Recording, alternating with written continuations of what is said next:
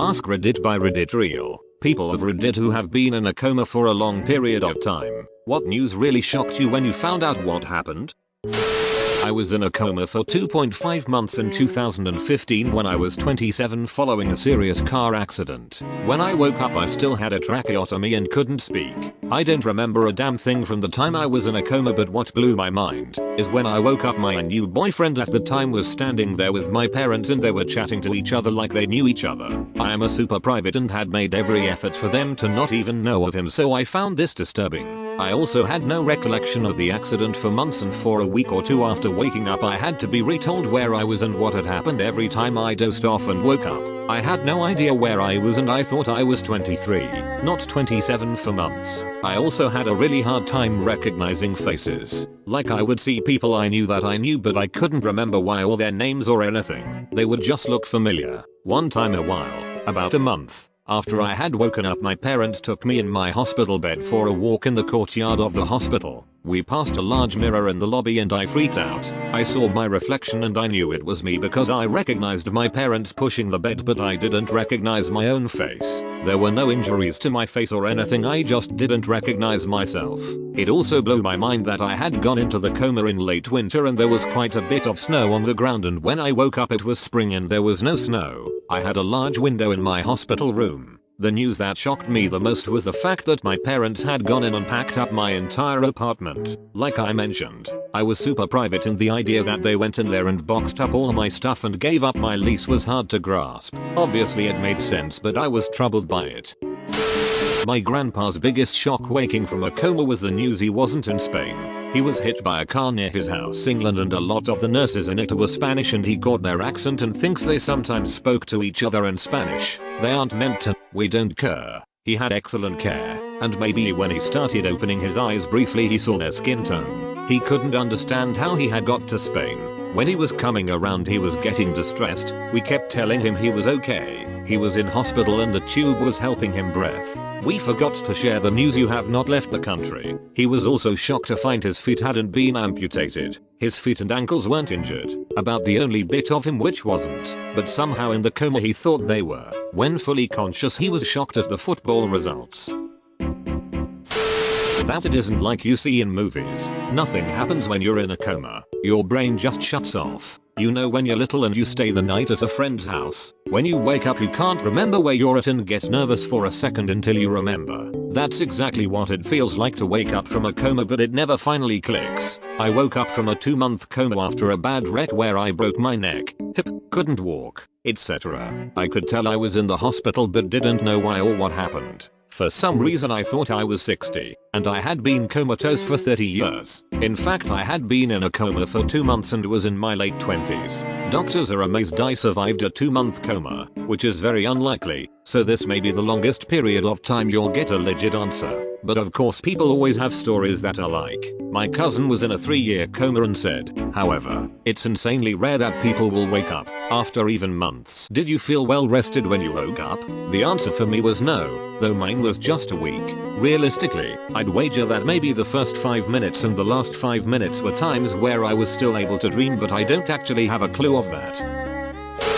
I don't know if 6 months counts as a long time in this context, but that's about how long I was in a coma. The most shocking thing, naturally, was being told the date. The last date I remembered was sometime in September, and I was being told it was March of the following year. I was in denial of this for several months, to the point of refusing to believe it was my birthday in the spring and insisting it must be Halloween. The only feasible holiday I could think of for roughly around the time I had been awake based on my last date that I knew. So my family had to tell me the cake they brought me was to celebrate Halloween instead of my birthday. Otherwise I would freak out on them.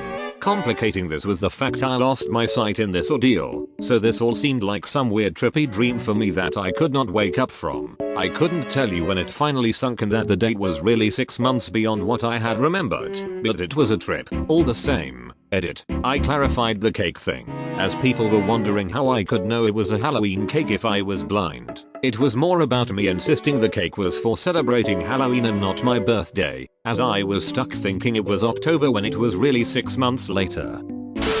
Does 3 weeks count as a long time? I was in a motorcycle accident, was out for 3 weeks, woke up as the person I am today, not really as the person before. although I have a few of his memories. Found out that my hippocampus was damaged, so that accounted for the memory loss. I woke up remember a lot of school stuff and things I read before, but had a very hard time remembering knowing people. Didn't totally recognize my dad. Had no idea who my mom was. I was apparently dating a really pretty girl, but I have no idea who she was. No memory of her. We tried to make it work, but it was too weird. The old me was too different from the new me, and I felt no connection to her. I did become really good at philosophy and logic after I woke up. Ended up going to college to study it. Got a year left before I can lecture in it as well.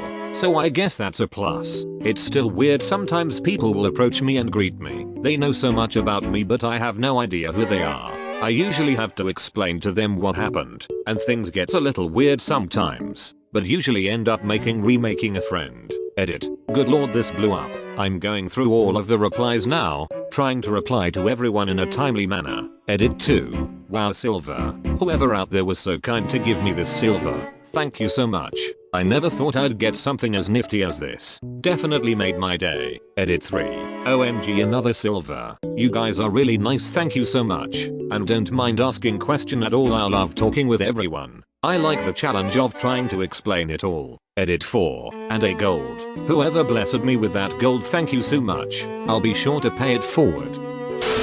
I was in a coma for 3 or 4ish days after an intentional OD on Ambien, Regulin, antidepressants mixed with some alcohol. I was more or less just unconscious, but I remember the first time I woke up, it was exactly like those movies where you're flashing in and out and there are disembodied voices everywhere and people working on you. It was very weird. I remember waking up a few times once I was out of critical condition, mainly to throw up from the Narcan. Apparently, I had a seizure, I had cyanosis, blood was coming from my mouth and nose, my blood sugar dropped below survivable and then shot up into diabetic coma zone after a glycerine shot. I was severely underweight and I guess they didn't take that into account, and I had a breathing tube for most of the time. When I woke up, all I knew was that my throat was very sore and my entire body felt like actual chewed up garbage. Other than that, I had no clue what happened. I just remember taking everything and falling asleep, and that was it. 2 weeks because of swine flu. During this time Oprah announced she was ending the Oprah Winfrey Show. I was very upset to learn this after the fact, mostly because the TV running in my room and the drugs they gave me to keep me under gave the most cinematic dreams I've ever experienced. Somehow the news of Oprah retiring filtered into my brain as dreaming about saving the whales with her in a submerged Chicago. We had champagne brunch. It was excellent. I was also a superhero who could fly and fought my enemies on the rims of volcanoes. And then I woke up and not only could I not fly, but my buddy Oprah had betrayed me into retirement. I was crushed. It wasn't a long time because realistically, people who go into long comas usually don't recover or fully arise into consciousness. I had an appendectomy on my 11th birthday. I had got sepsis because when I started getting ill 3 weeks earlier, I didn't tell my parents. Our sewage pipes had burst in the basement and I didn't want to bother them with another thing gone wrong. Around the start of week 2 they caught on that I had the flu. In the 3rd week my mom was concerned because I couldn't walk and was starting to fade in and out of consciousness, and was rapidly declining. To the with me, lived in the children's hospital for several months. Well, because so much time had gone by, a lot of the tissue in my abdomen had died and I was severely dehydrated. So when they cut me open, they severed an artery. This made a simple procedure a lot more complicated, and they had to up my anesthesia to give them more time to fix me. It's kind of like in the movies where you catch glimpses of things and fade in and out, without any time in the middle. I was out for 2-3 days. I remember hearing crying, me, and a blurry bright light. When I came to, I was scared because I was in a hospital room that was clearly lived in. But the last thing I remembered was being in the waiting area to be rolled back into surgery.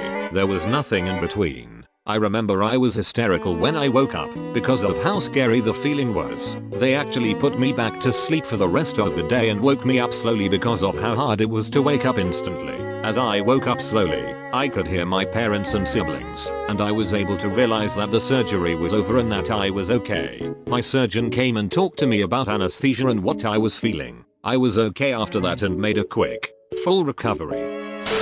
My friend was in a really bad car accident. She was T-boned, but survived. She was in a coma for a good month or 2. When she came out of it, she had basically regressed to her younger self.